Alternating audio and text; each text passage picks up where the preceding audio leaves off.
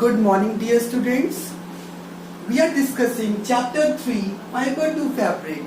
In this chapter, we were discussing steps in the silk production. As we are on the topic feeding period, so today our topic is spinning of the cocoon. आज हम उस topic में पढ़ेंगे कि किस तरीके से cocoon की स्पिनिंग होगी. ये जो कोकून है किसका है? ये कोकून सिल्क वॉर्म का है. देखते हैं इसमें क्या होता है. Silkworm start connecting itself to a tree, twig etcetera. अब सिल्क वॉर्म क्या करेगा?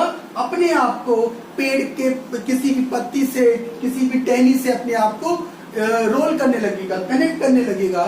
ठीक है, ऐसे करेगा इन अ रेयरिंग हाउस. तो कहां पर होगा? उसका जो भी रेयरिंग हाउस बना हुआ है, जहां पे उसको उसकी केयर की जा रही है, जहां पे सेरिकल्चर हो रहा है, तो वहां पे वो अपने आप को क्या करते हैं? कनेक्ट करते हैं किसी भी ट्री पार्ट से या फिर ट्विग से या फिर लीफ से. And start spinning the silk cocoon. अब वो धीरे धीरे क्या करेंगे? कोकून को क्या कहते हैं? स्पिनिंग करने लगेंगे. ये इनकी खुद की एक प्रोसेस होती है. इसमें टाइम कितना लगेगा? इसमें लगेगा it takes 3 to 8 days to form. इसको कंप्लीट होने में, कोकून को बनने में आपका 3 से 8 दिन लगते हैं. इस प्रोसेस को या इस पीरियड को कहते हैं प्यूपेटिंग पीरियड. इसको बोलते हैं प्यूपेटिंग पीरियड, क्योंकि इसमें प्यूपा का फॉर्मेशन होता है, इसलिए इसे प्यूपेटिंग पीरियड कहते हैं. सिल्क वॉर्म के पास क्या होता है? A pair of modified salivary glands. उनके पास होता है एक पेयर किसका? salivary glands का, जो मॉडिफिकेशन है किसी भी पार्ट का, जिसको कहते हैं सेरेक्टरीज. और ये जो salivary glands होते हैं इसको कहते हैं सेरेक्टरीज. ये इसका नेम है. ये जो ग्लैंड होते हैं वो क्या करते हैं? These glands are used for producing fibroin. ये जो ग्लैंड्स हैं, जो आपके सलाइवरी ग्लैंड्स हैं, जिन्हें सेरेक्टरीज कहा जाता है, इनका काम होता है आपका ये जो फाइब्रोइन है इसको प्रोड्यूस कराना. ये फाइब्रोइन बेटा क्या होता है देख लेते हैं. ये फाइब्रोइन जो है क्लियर प्रोटीनेशियस विस्कस फ्लूइड है. ये उनके बॉडी का एक ऐसा फ्लूइड है जो बहुत ज्यादा क्लियर सॉल्यूशन है, प्रोटीनेशियस है, प्रोटीन से भरा हुआ है, बहुत ज्यादा विस्कस है, थोड़ा गाढ़ा है. ठीक है, ध्यान रखेंगे. This fluid is forced through an opening of mouth of larva that is called spinneret. ये जो fluid है ये इस तरीके से फोर्स किया जाता है किसकी तरफ? Opening of the mouth. Mouth larva का जो माउथ है वहां पे उसको लेके जाते हैं, जिसको कहते हैं spinneret. Next what will happen? See the liquid secretion from these two large glands. उसकी बॉडी में दो बड़े ग्लैंड्स होते हैं, वहां से लिक्विड का सिक्रीशन होगा. और सिक्रीशन की वजह से क्या होगा? आपका स्पिनरेट बाहर आएगा. ये आपका सिक्रीशन है स्पिनरेट. और ये जो स्पिनरेट होता है बेटा, ये एग्जिट ट्यूब होते हैं जो उसके सिल्क वॉर्म के माउथ पे लगे होते हैं. इन स्पिनरेट के जरिए आपका लिक्विड सिक्रीशन बाहर आना शुरू हो जाएगा. बाहर आने के बाद क्या होगा? ये जो सिक्रीशन होगा वो हार्डन हो जाएगा. हार्डन क्यों होगा? क्योंकि वो एयर के कांटेक्ट में आ रहा है. It is exposed to air, so it becomes harden.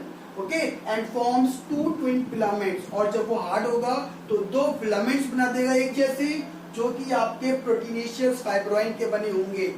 तो पहले बताया था मैंने कि fibroin are proteinaceous viscous clear solution. Okay, now they also have second pair of gland.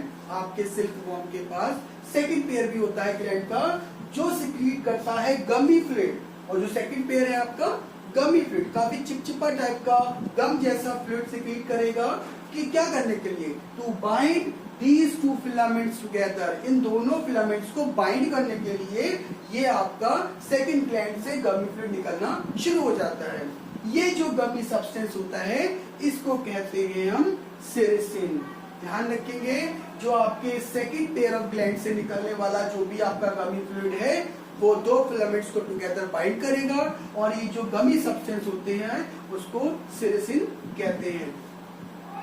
So next, after binding the 2 filaments together for next 4 days, उसके बाद क्या होगा? next 4 days क्या होगा? Silkworm keeps on rotating its body in figure 8 movement. Silkworm क्या करेगा? अपनी body को नेक्स्ट 4 डेज के लिए बॉडी को इस तरीके से रोटेट करेगा कि आपको फिगर लगेगा 8 मूवमेंट लाइक दिस. इस तरीके से वो मूवमेंट शुरू करता रहेगा for nearly 30 lakh times for making the cocoon. इतनी बार करेगा कि कम से कम 30 लाख टाइम्स. ऐसा करने पे क्या होगा, उसका कोकून का कंस्ट्रक्शन पूरा हो जाएगा।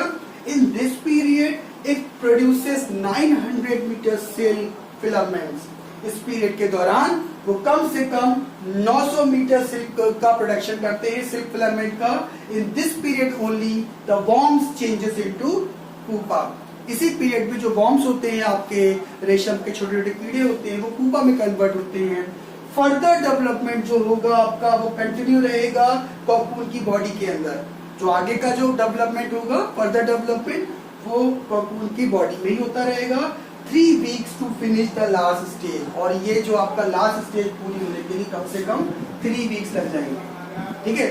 आफ्टर दैट एट लास्ट क्या होगा, आफ्टर मेटामॉर्फोसिस। मेटामॉर्फोसिस का मतलब होता है conversion of worms into pupa. तो after metamorphosis moth burst the cocoon. Moth क्या करेगा, अपने कोकून को बर्स्ट कर देगा।